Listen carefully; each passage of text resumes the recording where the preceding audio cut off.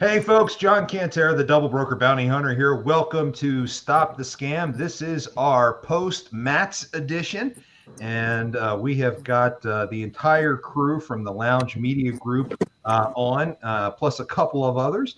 So it was a hell of a weekend. I can't even begin to describe the awe of being at that show if you've never been. That was my first time. And I think it took me a good 24 hours before I even finally got my bearings. Truth be told, trying to find our booth took me at least 45 minutes. That was just absolutely crazy. But along with the panel today, of course, I've got my trusty sidekick, Dispatch Kate. Kate, how you doing today? Today's actually been pretty crazy. So there's that.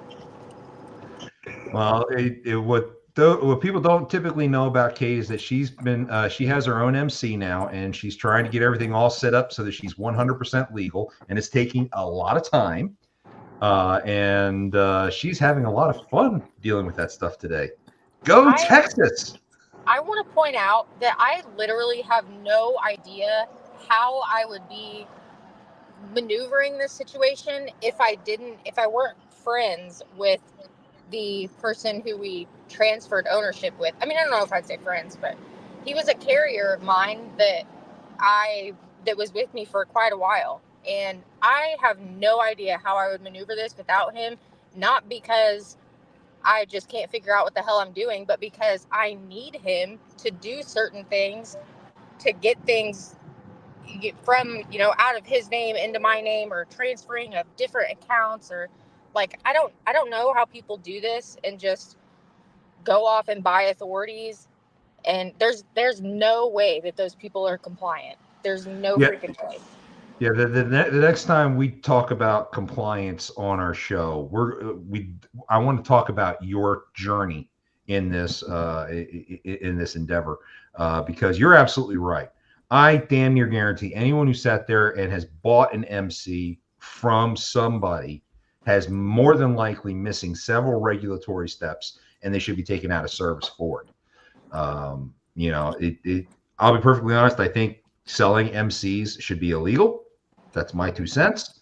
But if you can do it the right way, more power to you. But I seriously doubt many people can even do it. And we know about this industry. We know who we need to talk to get things done. And it's still taking you, what, 2 months?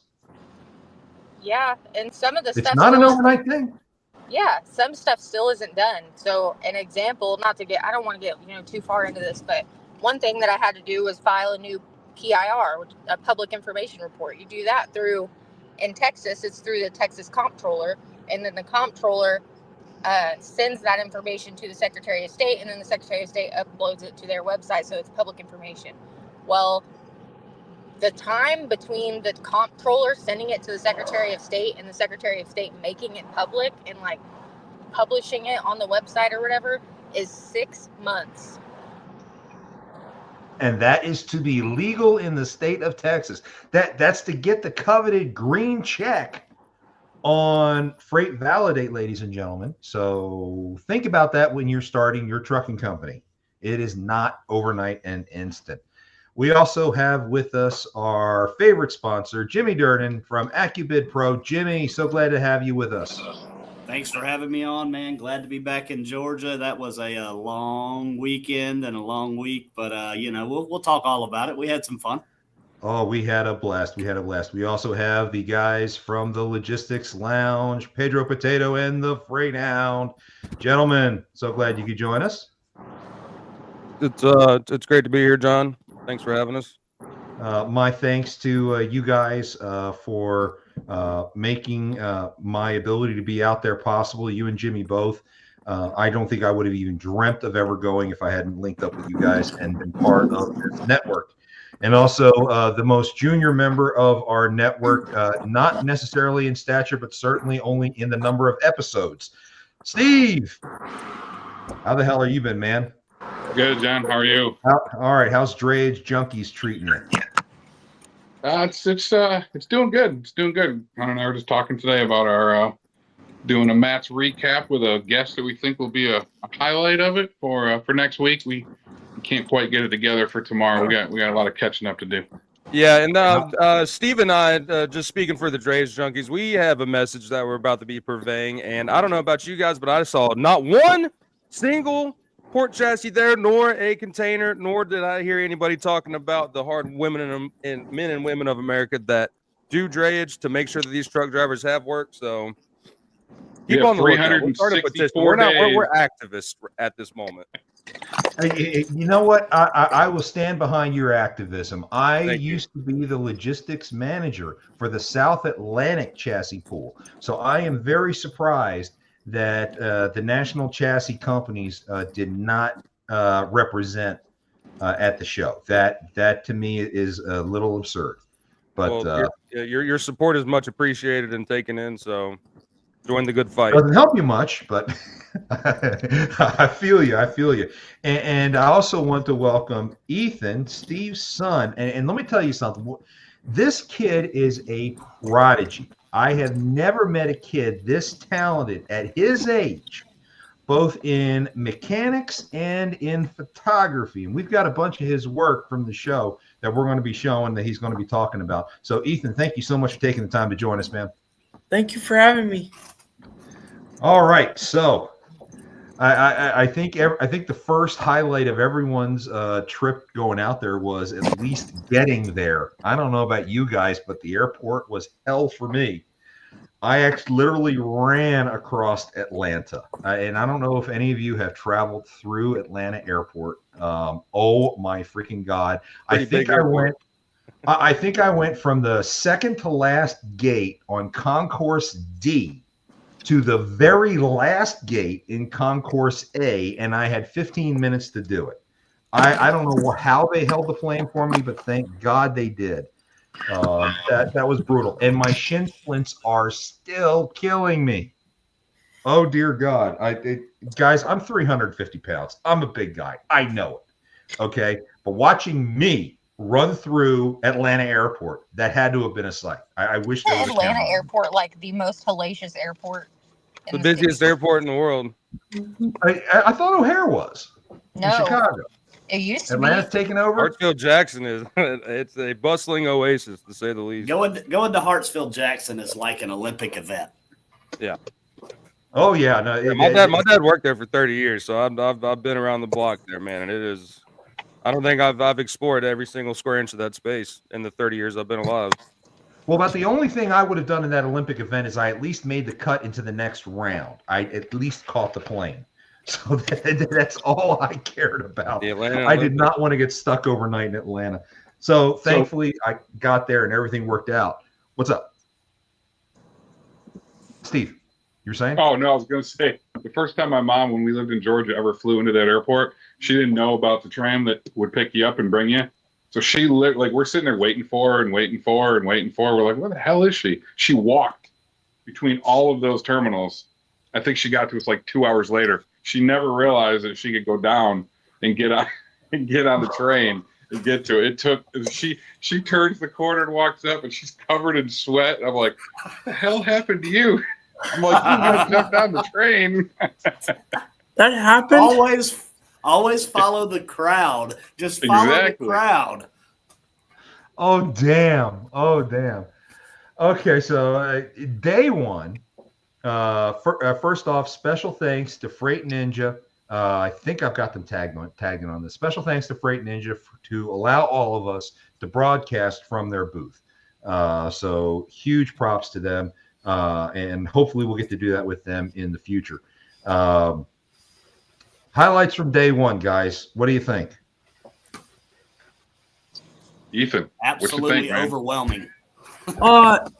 Yeah, like Jimmy just said, overwhelming. I mean, I don't think I even covered like the full inside on day one because we got there, I think, like 8 o'clock. Got our passes and got to go inside, and I was photographing all the trucks, and I could do that for maybe about 3 hours because once like noon hit, 1 o'clock hit, there's so many people.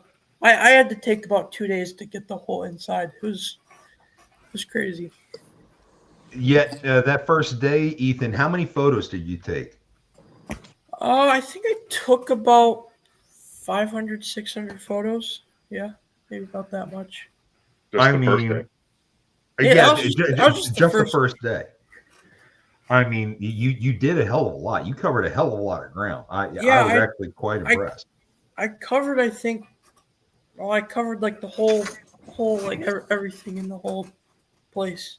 So You did way Okay, better yeah. than I did. Oh, yeah, We're busy they're- handing out keychains and air fresheners. Yeah, I they're know, they're, we were a over, little they're busy. over there. They're over there in the media lounge having breakfast. And it's like, well, you guys go have fun. I'm gonna start. I got work to going- do.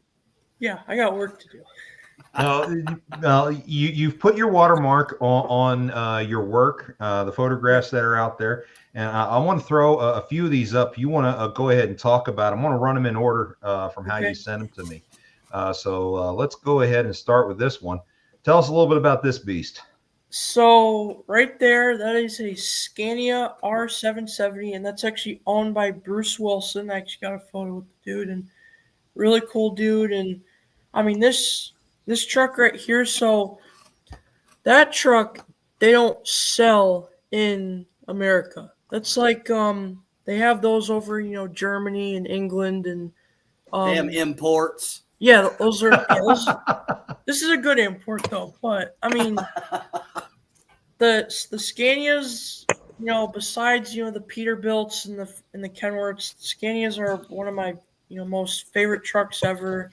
And they got a V8, so it doesn't have the normal inline six, and those things straight pipe. They sound really good. And this is equivalent to like our truck culture where we see the lowered Kenworths and Peterbilts. That's like what the truck culture over in Europe is like. And I really like it.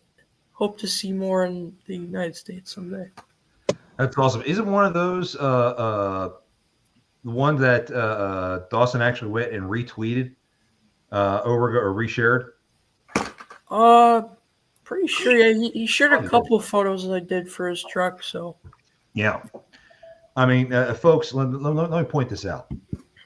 This kid, and forgive me, I don't mean that in a derogatory way in any way, but he's only 15, and the photographs that he did are unfreaking believable, and the owners of the trucks were loving the work that this kid's doing. So, I mean, I am dumbfounded by how good he is. Let's go ahead and take a look at your number 2 pick here. Tell us a little bit about this one. So that was obviously in the outside section. I think that's a Peterbilt 379. I'm pretty sure. And I was for second day, I was just going along the line and turned the corner, and this beauty is just there. I mean, I loved every single bit of it. I mean, the yellow fenders with the silver, and I also love that it has a matching like reefer trailer. I think that's pretty cool. And I just like this. I just like the style of it. I didn't meet the owner, but I saw during the parade, like after the whole truck show on Saturday, that thing had a cool little horn. And yeah, that was a nice truck right there. Ethan, did you ever ask these guys if any of these trucks are working trucks? That one I think was a working truck. Yeah. Is the Scania truck a working truck here, or just a show truck? So I asked Bruce Wilson. I was like, "Hey, does this haul any loads?" And he was like, "No, not really. Just kind of a show truck," which is understandable because, I mean, when he imported that Scania, I mean, a lot of the linkages and stuff they probably don't align with a regular American trailer. I mean, because I saw that there was a sticker when I was looking at it and sitting in it on the first day.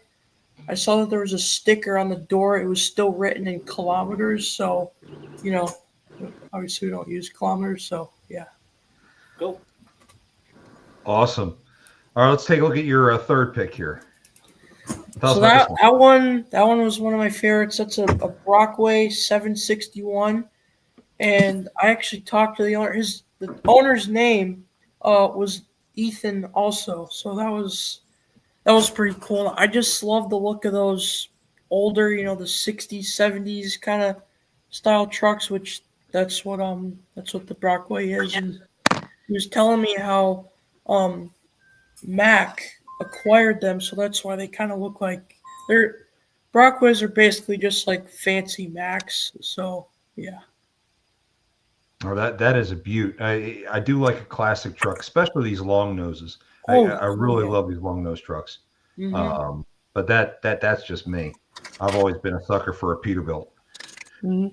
Okay, tell us about your number 4 here. So that one was that was one of the first. I was on the first day, and I was going over the Freight Ninja booth. We were setting up, and I turned the corner. And I see this bad boy, and when I get older, and if I do get my CDL ever, that's what it's going to be. A Yes, or when? W900, a W900, with the black with those kind of stripes, and I just really like that truck. And I'm pretty sure that truck also works because when the parade was going on, I actually saw it left, or it left, on its own wheels, like it wasn't trailered or anything, which is pretty impressive to, how shiny it was.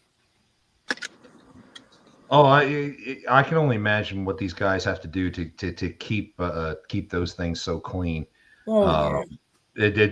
The fact that some of these are actually working trucks is Mhm. unbelievably impressive. And Yeah, now let's take a look at your number 5 here.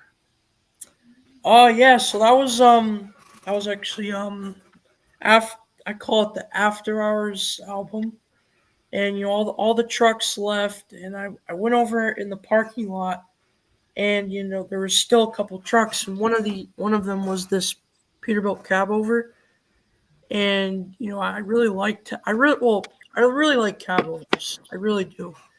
And I just like the color combinations on this one, and the cab was actually like really short, like the engine was actually like sticking out of the back. And I really like that. Kind of gives it like a hot rod kind of look. And you can even see in the corner, you see that red W900, and yeah, that was cool. And talk about the most surreal experience ever when I was photographing that truck. I mean, it was like 9, 10 o'clock at night. I mean, I'm at an exposition place in Kentucky, so far away from home.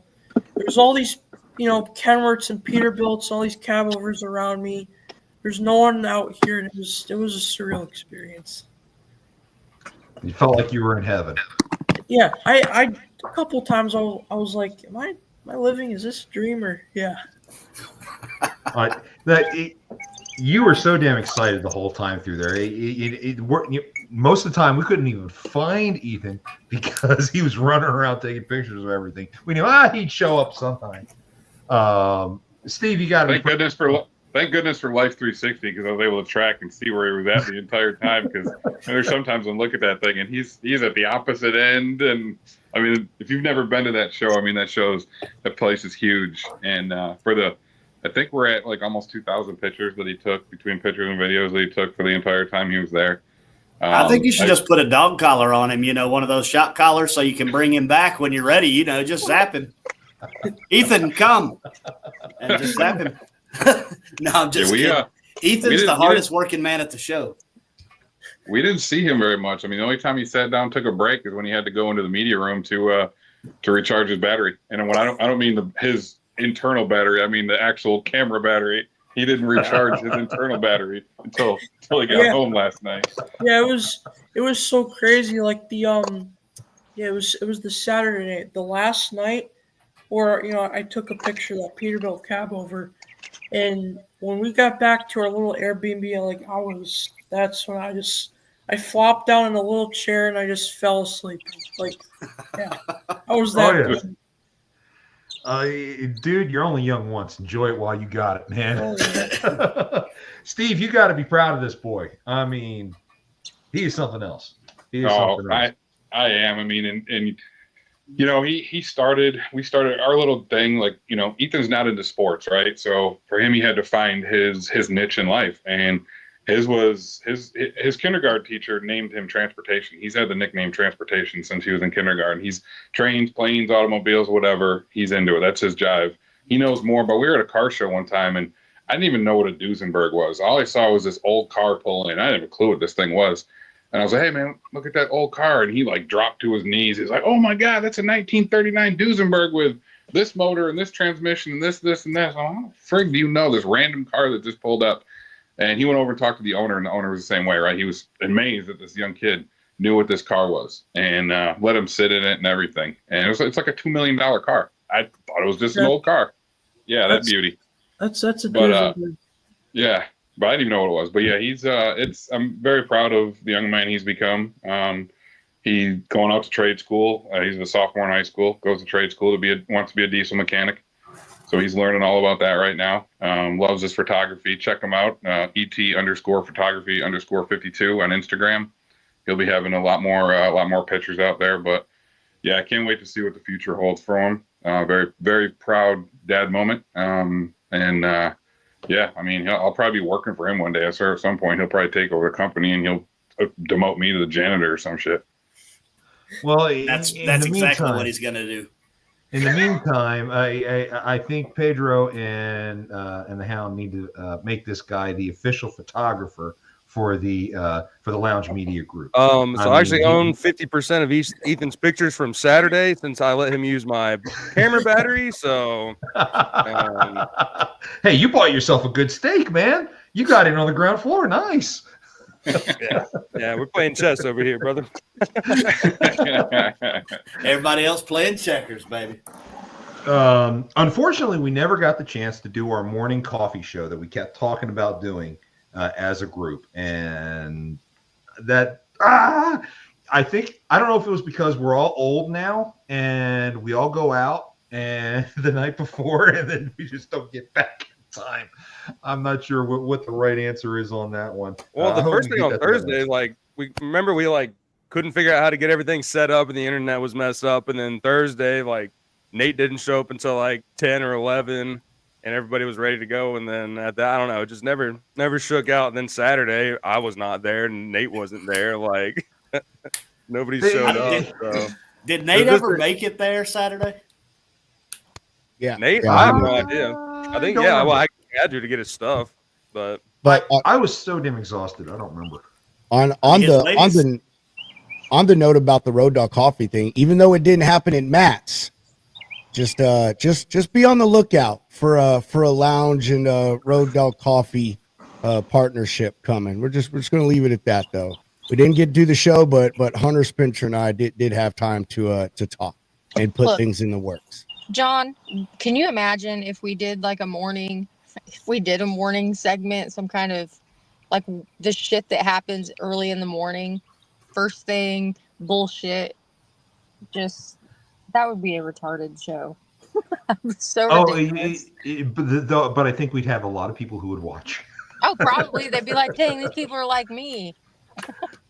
It's been crazy. I got back last night and I got a hold of all my carriers. Okay, where you're at, when are you going to be empty, what's going on?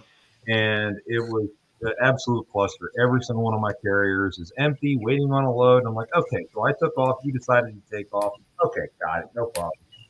It has been a crazy ass day trying to get everyone moving. As soon as we get this, I'm going to get to spend a crazy ass afternoon trying to get everyone for tomorrow. So, oh yay. Well, I want to say thanks for being included by you guys. Thanks for having me out there. It was my first time at a convention, transportation-wise, period.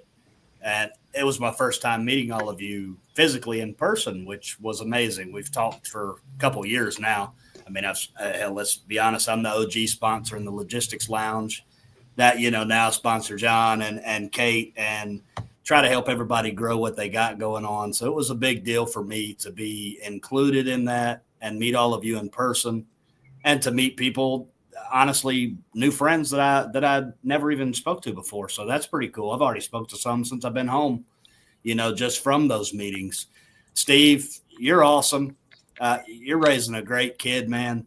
I can't wait to be back with you guys in person. That was by far the best thing for me, was meeting you all. I was overwhelmed by the experience and how many people that you could really meet. It was just the size of it. It's so enormous. It was overwhelming. So next year I'll be a lot better prepared for that. But I don't know if I'll ever do the Ethan deal. I don't know if I'll ever make the whole trip around the place, just because I'm old and my knees are bad and I just can't do it. But You know, I mean, it was Jimmy, awesome. you know what we can do? Jimmy, we What's can that? just stick it. You talked about a dog collar on him.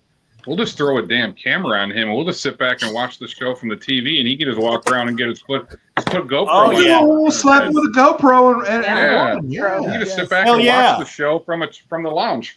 I like that. That's what's up. We'll put a TV in the lounge, and he can be our live out in the field guy. I don't know if y'all seen them, but on TikTok, man, there's this trend of people overseas, and they put GoPros on their cats and just let them run around. We're gonna do that to Ethan and just let him run the show. Just live stream. Oh, I can't wait. And dude, we'll put a little jingly bell on him too. You know what I mean? So that way we can find him as well. We can find him too. Halfway through That's all our awesome. streams. Okay, let's go ahead and check out the Ethan cam and see what he's up to. Oh, that'd be awesome. Great idea, bro. That would be Well, the only problem with that is, and I realized it, like the difference between like the camera and then real life. Like, you know, I would take a picture of a truck, and then, you know, I would just look at it, and it's so different. What was it? We were at the parade, which I like what they did with the parade, where they let the trucks rip around like 15 times, because, you know, sometimes, you know, you could video and take pictures and stuff, and then sometimes you could just, you know, look at it and take it all in, which I think is very important, and people fail to remember that. You know, they're just videoing everything. They don't really take it in with their own eyes, because it's very, very different. Like, Yeah, I'm sitting here. I'm looking at some of the comments that Catherine's throwing out. Yeah, Pedro's wife came as well, and special thanks to her, because she was kind of like our de facto tech person. She kind of tried to keep all of us in check when at all possible. So thanks, Don't Kat, for forget doing she was that. a hell of a salesperson too. Oh my God, she pushed she more was the hats team and mom. cups. She pushed more hats and cups than anyone I know. So you did an awesome job. Thanks, Kat. It was kind of crazy, because I never knew the kind of cost that went into a booth like that at Matt's. And the fact that you had to pay for power separately, internet separately, the square footage. Oh my God, it blew my mind.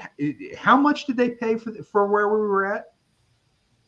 I don't know. It was Not, it was a not lot. that's above our pay grade, to Yeah, say the least. Yeah. Oh man, it's crazy. I know the internet was something like 1,000.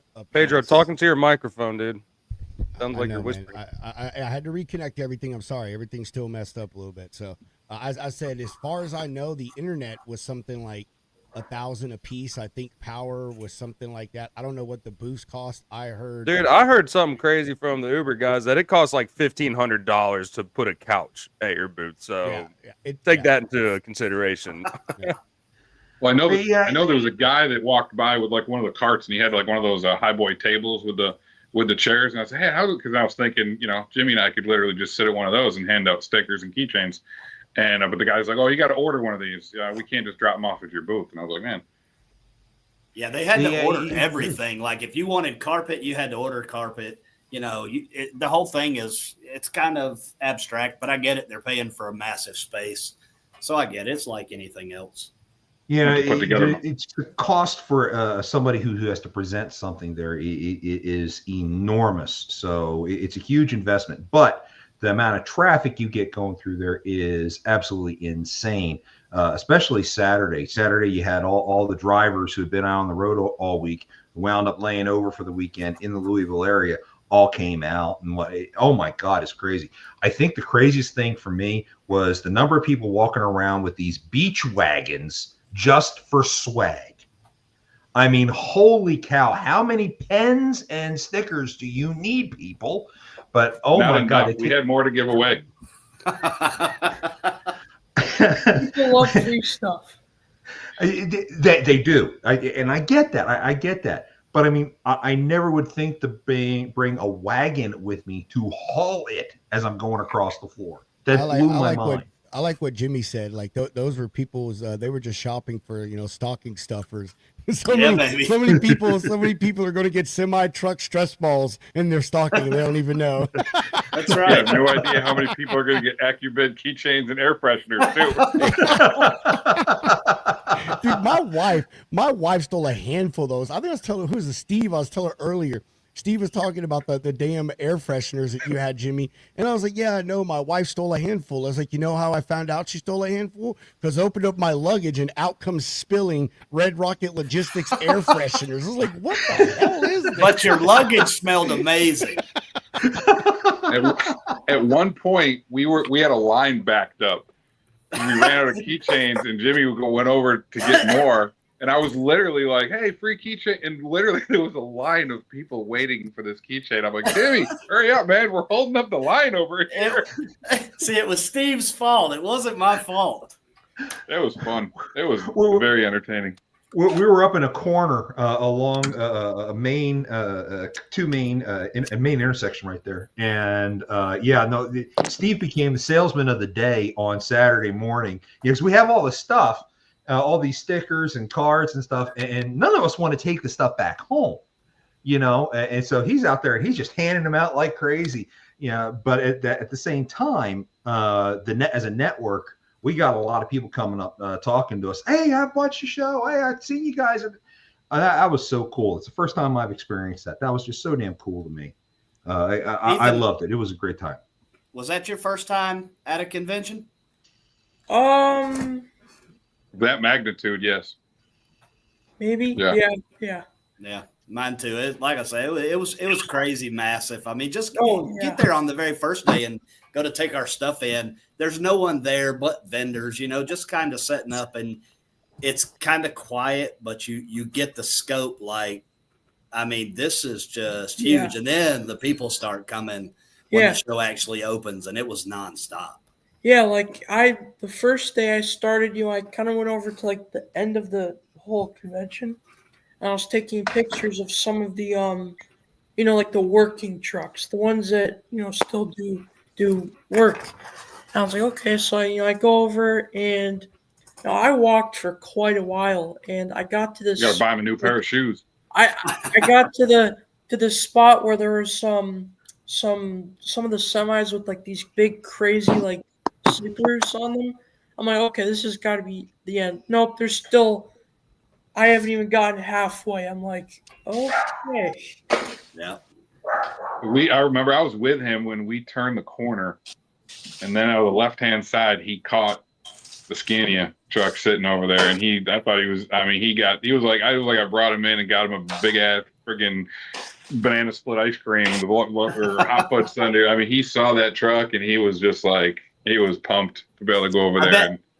I bet you never thought you would see that truck there, did you, Ethan? No, because like I said, those aren't in the United States, and like those are super rare, and especially with all the tariffs, like it's going to be so hard to import them. And I got to sit in it, which was amazing. I got a hat signed by Bruce Wilson, which it's over there, and then I got a picture with pulled up, but yeah, it was awesome. I got a question for the drayage junkies. Why do you guys think intermodal / oh, that's pretty awesome. Mm-hmm. Why do you think intermodal dray? Why do you think it wasn't represented? In all honesty, I mean, to be honest with you, when you look, even the Broker Carrier Summit, right? There's not a whole lot that gets talked about there from the drayage world. We are, and Hunter can contest this, right? The true drayage people, we're the unsung heroes. Nothing's coming into this country. None of these other trucks are going to really have a whole lot to move around without it. But I think it's just an afterthought to people. And hopefully if our plan comes into play next year, we'll be represented there in the Drave Junkies and the Logistics Lounge and Stop the Scam. Everybody will be a big part of the Drave world, being a part of Matt's 2026. Well, I think I know what you might be talking about a little bit, and if you ever need some help on that project, you let me know. I appreciate it. Yes, sir. Yeah. I was just curious because you're right. There was no dray. There was no intermodal period. Not a chassis, and I mean, not just a box, nothing. Yeah, and I mean, even it being like the Mid America Truck Show, like, you know, there's still like rail hubs right there. I mean, there's a rail station right next to there. You know, like. Oh yeah. I don't know. I mean, it could just be one of those things nobody's ever thought of, you know, because like, you know, the chassis pools are just kind of their own thing. You know, people that own private chassis are using those chassis to work. And I don't know, maybe it's just one of those things that nobody's really thought of, and we could be the first. So I mean, it's a huge part of the market. It's like Steve said, none of these trucks are moving around if it ain't from the beginning. And I know a lot of those guys there. Yeah, and I know a lot of the guys there. You Dre guys in the port at some point, huh? You Dre guys, though, you guys have connections with some of the steamship lines. Yeah, perhaps the word needs to get out to these steamship lines that, hey, this needs to be something for you guys. This could be a resource for you guys moving forward, and that would probably start bringing the folks like the chassis pool up. Yeah, well, we're working on a couple things in the background, so stay tuned as always. Do your thing, baby. Yeah. Like, and hey, Jimmy, you need to come to Large Cars and Guitars at the end of May. Shoot me an email, brother. I might do that because that's a road trip. That's Bristol, Tennessee. It's going to be at the Motor Speedway. Oh, really? Yeah, they're doing it big this year. Awesome. Last year was at the Knoxville Smokies, like minor league baseball stadium. But yeah, they said like because there just wasn't enough parking for trucks there, so like that lot was full. So this year it's going to be. Well, I got to get more swag because Steve gave it all away. Yeah, no, we're working on a couple things, man. We'll definitely keep you in the loop on that. I'll shoot you over a text and man, take it from there. Hopefully Pedro can make it, and we all have some classified projects as a result of what we've learned from our time out there at Matt's, and I think next year we're going to be doing it really big. I think we're going to end up finding some of the other bigger influencers are going to learn a few things from us. At least I'm hoping. It was been an absolutely awesome time. Again, it was my first time going, and I too was overwhelmed.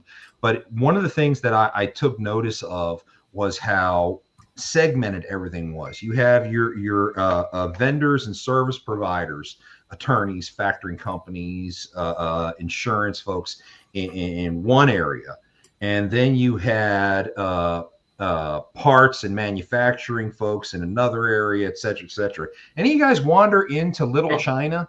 I was just gonna say that. Don't forget about Little China in the middle of the whole show. I was literally just thinking that when you were talking about that. Ethan, tell your story. Ethan felt so bad walking through there because nobody was stopping at any of those booths. So go ahead, Ethan. I'll let you tell it. Yeah, so I was it was actually Saturday. I was coming back from getting a picture of Bruce Wilson, and there was this big booth, which that's the funny part. All the other like American vendors, they had people, but then the little Chinatown had like nobody. So I was like, and there's this booth with I knew what they were. They were, I think, truck axles.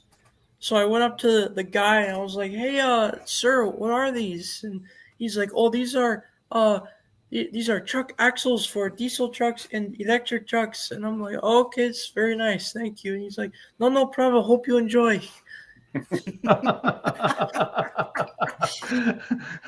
It was very noticeable that Little China had nobody going there. Yeah, like an example was I was I think I was over at the booth. It was like in the middle where the Discount Dirty Works, or I did a post with them. You'll see it if you go to my Instagram, and they had this big Kenworth, and but then right behind it you just see all this light blue and light red tall booths, and it's like it doesn't with nobody there, with no one there. It's like these cheap parts, and it's like, well, they should have had cool stickers That's what Yeah, they should have had. If they had stickers and keychains and air fresheners, they would have drew Yes, people sir. to them. Tell 'em, Okay, Steve. Preach. so you know, you Chinese companies who like to come to these things, okay, we're not saying that you're bad in any way, shape, or form, but you need to have better stuff to give away. Need to have swag. You'll get more if you have good swag. Okay, so by all means, please keep coming. But again, it was really weird when you go past those areas and there's absolutely nothing going on and a bunch of people just standing there. And of course, they're speaking in Chinese or whatever, and I couldn't understand a damn thing that they were saying. So I just kept on walking.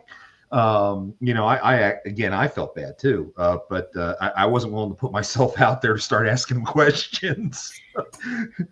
Now, there was one, however, that I did take a great deal of notice of, and that was a big poster in the back of this one guy's booth that said, "Hi, my name is Jack. I'm your AI dispatcher."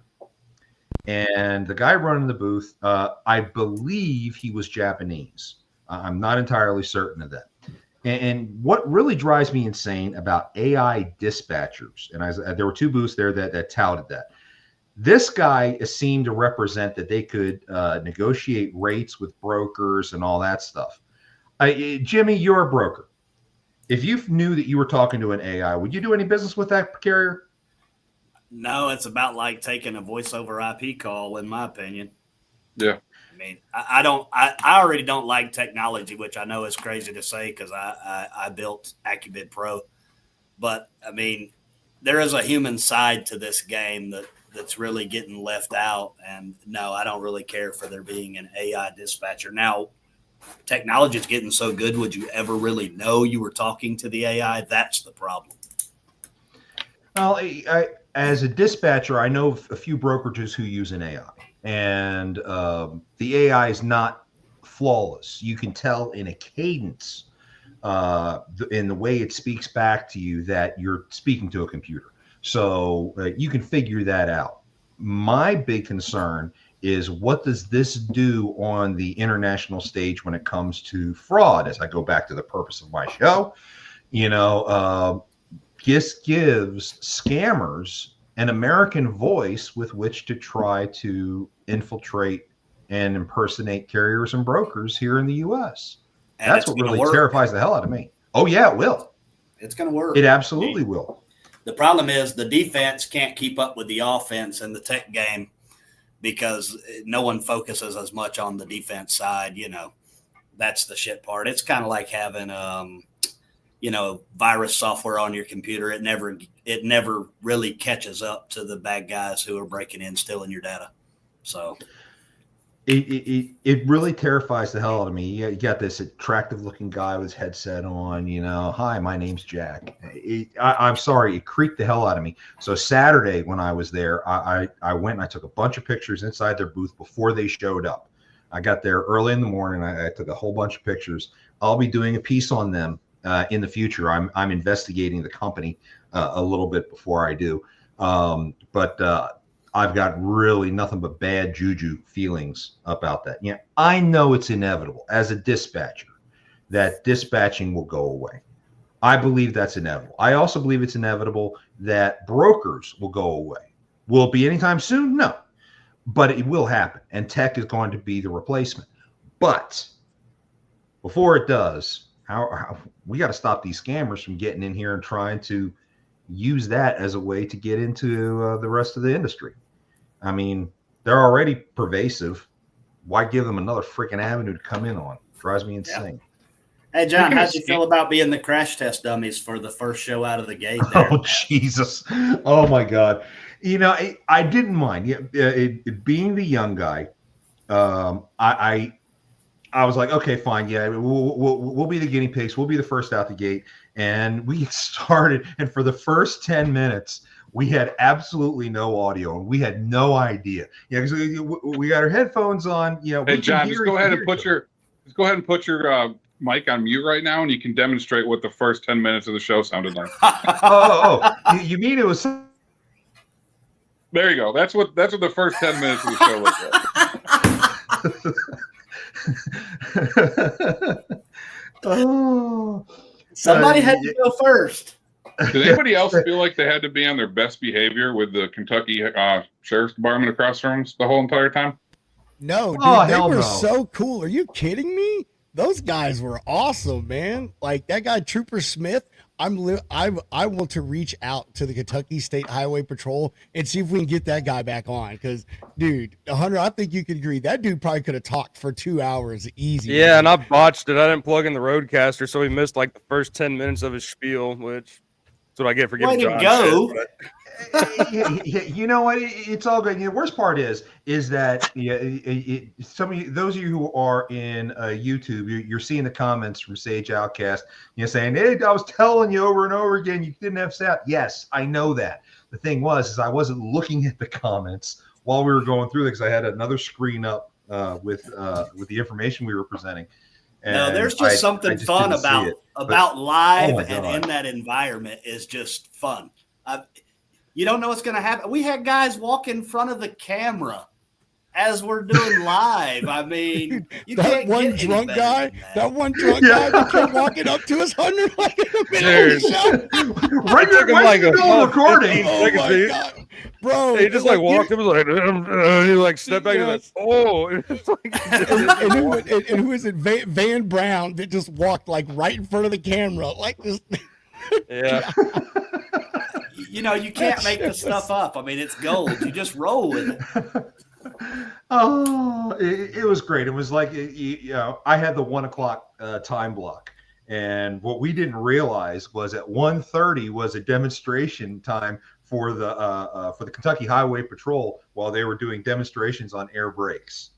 So halfway through our show, I thought we were getting shot. we didn't know we were getting shot. Jimmy's accusing me of passing gas on the air. Hey, I didn't know. Yeah, I mean, it was crazy. We had a great time though. It was a lot of fun. Big shout out to the freight movement team. Bane and Nate. They had a little after party and they included us in that, which was awesome. Ethan got to go to the bar, which he wasn't supposed to be in, and we won't mention the bar so we don't get in trouble. But we had a great time doing that. That was awesome. Like I said, I mean, you can't understand what it's like to meet people until you meet people and you realize, man, they're just a person like you are. I mean, yeah, they might have a persona and they got known for their internet stuff, but we're all just human, man. And we got so much in common. We're all in the same industry. It's awesome. Yeah, like I can't even count how many just people that I met. Like, so the first time I was actually which the show really did restore my faith in humanity. But I was at this place, this diecast truck area, and I was looking at all the trucks. And I really wanted W900, and this guy, I'm pretty sure his name is Albert, and he's out there watching this. Shout out to him. But I was just looking, and these trucks, which I actually have them with me. Like this one, like it has like an open a hood and everything, and turning, which like they're expensive models. And I'm just looking, and he's like, well, which one do you want? I'm like, well, yeah, I kind of want that one. And he's like, well, I'll buy it for you. And like, yeah, like he bought me this a W900 with a flatbed, and Steve, you got replaced by a stranger, bro. Seriously. But it wasn't just him. And then the next day, it was day 2. We were talking to this guy outside with this purple W900, and we were talking. He's got it's like a magenta colored W900 for sale, and we were thinking about we'll definitely be in contact, and then. And then Saturday night, I met this little kid who he said he was 10, but his maturity made him seem like he was like 40. And I'm pretty sure they're from like you. Yeah, kind of, yeah. I think they're from Missouri, and they got these 2 tankers, and he told me everything about it, what year it was, what engine it had, and what their what they hauled, and it was awesome. He was like, "Hey, y'all want to go in and see inside?" I'm like, "Heck yeah, sure." Yeah, Well, that is just really, so cool. really, really restored my faith in humanity and just, like, Yeah, that was the one thing that Ethan said. I think it was after the first night, or maybe it was the second night when we were in the car. He just talked about just how genuine everybody is, Yeah, like- in this industry, and it didn't matter. You see a young kid, 15 years old walking up, and these people, Bruce Wilson being one of them, right? Just we'll sit there and have a conversation with him and give him the opportunity to share his love for the truck and the industry as a whole. And I mean, we didn't meet one bad person, right? I mean, even that after show, the truck bar and hanging out there. I mean, just everybody, didn't matter who you were, and everybody that you, everybody you met, everybody you started a conversation with, just so many genuine, just nice people. Yeah, it's crazy because, my whole photography journey started out, doing cars. Like, I started doing this in 2023, so it's been a while. And, I've always just been devoted to the car community. And, I came here and saw the truck community and just, have seen how just nice and genuine our people are compared to the car community. Because, it really hurts to say, but you can see it all over social media. Just people in the car community, judgmental and, it was eye opening. I'll say Steve, that. you're gonna feel really old when Ethan starts to say, "Well, back in my day."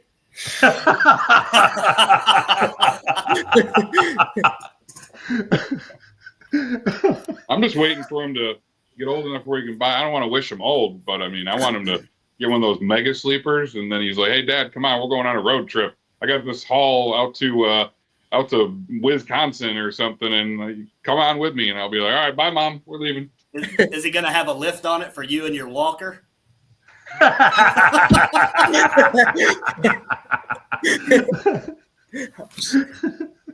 That wasn't See, fun. but this is what I mean. This No, is the that people was you meet. 100% You can just be honest and normal and have fun Yep. and talk about 100%. and Ethan, you're the next generation. Not for nothing, you're the next generation of what'll carry this on, brother. Keep it up. Yeah, I think we all learned a lot in this show, not just doing things like our own shows and as part of a network, but also personally. I know for myself, it's the first time I've had people come up to me and say, "Hey, I watch your show, love your show," and that was just absolutely awesome. I don't know about the rest of y'all. I never got into this to make money in any capacity. It was just to pass out information. And for me to get in touch with the guys at the lounge and the growth that has spawned for Stop the Scam for both Kate and I know I'm eternally grateful for everything that's happened over the course of the last year working with you guys. And I'm super excited about what we as a network can do moving forward. It's going to be great. I just want to build a mobile lounge. That's my goal. I just want to hang out in your mobile lounge. The day That's drinker. That's like all I heard. I think it was Thursday night. Like, we had come home, we were eating dinner, and like that's all. Hey, I don't tell heard. any of our secrets, Ethan. Yeah, We can just leave it at mobile lounge. We don't have to be telling the deep dark Hold secrets on. of what's This is- concocting and This is Ethan's language. Don't spill the tea. Don't spill the tea. All right, guys, I got to get out of here, man. I loved it. Again, match was a blast. Thank y'all for having me. Steve, great meeting you. I mean, the lounge guys, I've never got to be with you in person. It was awesome. Kate, sorry you didn't get to come. Ethan, you're a rock star, brother. You will keep taking photos. I can see you selling photos, and that's just me being honest because you take some beautiful pictures. But everybody have a good one, man. We'll talk later. Thank you, Jimmy. Yeah. We are coming up towards the last few minutes of our show for today, of our Matt's wrap up. Let's start with the guys from the lounge. You guys got anything you wanted to throw out there? Yeah, buy hats from us. We have about 30 of our Only Freight hats left. Keep a lookout for that. And some more swag coming out. We're about to drop some Dray's Junkies swag. We're about to drop some more lounge swag. We're about to drop some, I don't know, swag in general. swag. Swag. We need to sit there and talk about some Stop the Scam swag too. You know, coming from the news source here, you gotta let me know what you want, and then we can make it collectively. No problem. Back to you. Hey, maybe soon ET Photography will have some swag, maybe different shirts and stuff. I like that. Hey, you know, one of the great Actually, things I have a about great this idea, network, Ethan. I'll talk to you. I'll talk to you and your pops after this about it. See, Pop, he's a little businessman.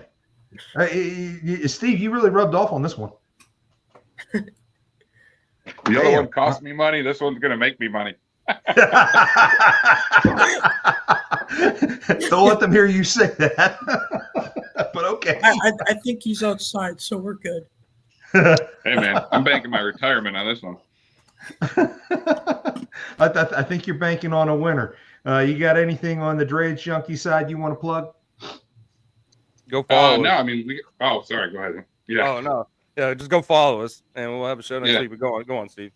Yeah, we'll have a recap show next week. A lot of cool stuff. Hunter and I got planned. We'll get into some of this. Got to get a few PR people to approve some of the stuff we want to do first. Getting into some of these ports and getting into some real good content. I think you're going to enjoy the show as it continues to grow.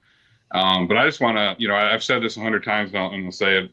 I really appreciate the opportunities that Rob and Hunter has brought to me. I mean, now I've got my son on here, being able to be. I mean, this was a huge thing for him. You guys have no idea how much it means to me and how much it means to him to be a part of this with you guys in Kentucky. And I look forward to John being able to meet you and you too, John, bringing him on your show to expose his work and to show him what he's done. I mean, I always knew he was a great kid. I'm proud to know that other people are starting to feel the same way and see the same light and the same Ethan that I see. So, but the attention that you guys have and the love you guys have given me over the, I guess, year now that we've been friends has been awesome. And I appreciate everything you guys do. And follow shameless plug. Follow truckingnewshub.com. Check it out for all your updated news. And I think there's actually the Freight Hounds idea, but I think we're actually going to throw a page on there that has truck pictures. So Ethan will be able to post a lot of his pictures on there for people to be able to see. So what better thing to check out? Check out news, check out port cams, and check out truck pictures. I mean, what else do truckers want to see? Remind me, I don't know if you have connections at the Port of Savannah, but I've got some very deep connections there if you need some help with them too. Okay, thank you. It's been a crazy week. I know it's going to take me a couple more days before I get my head screwed back on and get back into my usual routine. Because even though I took a break, Fraud definitely does not. I kept getting calls and texts the whole time I was out with fraud stuff going on. So we're still fighting it. Shout out to Dale Prax. Finally got to meet him in person. Also got to meet Ken over at FMCSA. That was fantastic. There's a lot of good stuff going on. And I'm happy to hear that the individuals at FMCSA who fell victim to the Doge cuts are back. They are back at work. So a lot of the work that was being planned at FMCSA to put in safeguards to protect the trucking industry is now back on track and moving forward. So things are definitely happening. We are finally, hopefully, going to see something from FMCSA on improvements in the registration system specifically. So we've got high hopes to see what's happening there. We're going to be following a lot of this stuff more closely, like these AI dispatchers. We're going to stay on top of the resident scumbags that we've been following, such as Kate, my favorite person. We won't name him here, and all the rest as we continue on. I believe this next year is going to be great, and I hope that when we do a wrap up after next Mats, we can see this and really see how far we've come. It was a great time. My thanks to everybody in the network for bringing Kate and I along over the course of the last year and growing with you guys. We hope to continue growing with you guys for a long time. Again, special thanks to Freight Ninja for hosting the booth that we were able to broadcast from, Freight Movement for allowing us to use their gear, and for all the fans who came out and showed us some love over at the show. Thank you so much for being a part of it, and it's been awesome. We can't wait to come back again next year and see you all again. Anyone got any final thoughts or comments? Yeah, I was just gonna say, I'm grateful that I've met Hunter and Rob, because if we had never met them, I would have not even been to Matt's, and I'm just thankful that I've been able to meet them. Meet great people, and yeah, that was probably one of the greatest trips of my life right there. Ethan, we've already negotiated your pay rate. There's nothing more you can do now to get more.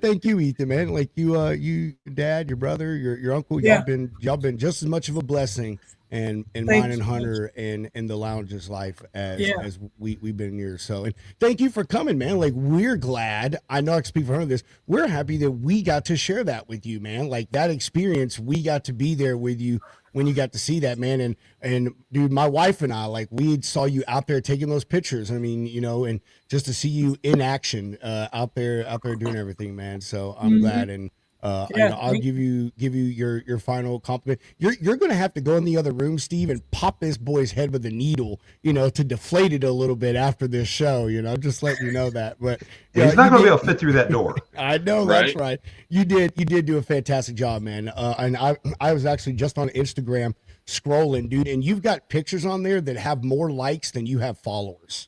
Yeah, so, like that's pretty crazy stuff. Yeah, dude, he does. I'm serious. He's got what's like 200 something likes. He only has 101 followers. So wait, actually, I didn't even dude, he had like 50 followers when we first got to the show. Like that was talk about network. Awesome.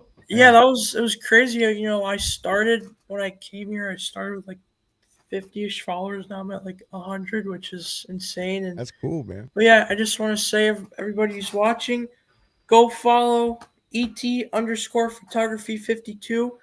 Throughout this week, you're going to be seeing a lot more videos of the parade, a lot more pictures, because I just haven't gotten time to put my watermark on all of them because we've been traveling back home. But that's basically what's going to be going on this week. You're just going to see tons of photos of trucks and videos of trucks just rolling out from the works this week. So yeah, thank you everyone for having me on, and go follow ET Photography. You better believe we will. I need to go ahead and show some love to Jimmy again, our sponsor. If you are new in this industry, the best way that you can survive, and you can hear this from all of us veterans out there, know your costs. And there's no better way to do that than with AccuBid Pro. Do you know your cost per mile? Have you been hitting your profit margins? Do you struggle with bidding in a way that is both profitable and competitive? Would it be worth it to have all this information right in front of you? By calculating your cost per mile, AccuBid Pro helps you stay profitable in an industry still struggling to recover. In order to calculate your cost per mile, AccuBid Pro asks you questions about your business expenses. Our goal is to help you understand what you need to keep operating in order to keep up with the game and maintain your business. Enter your origin and destination, and we show you what you should bid based on your personal cost per mile in order to be profitable, even including a more detailed breakdown of each bid. Download the app today and get your 30-day free trial of AccuBid Pro, available on the App Store and Google Play. Bid smarter, bid faster, bid better with AccuBid Pro.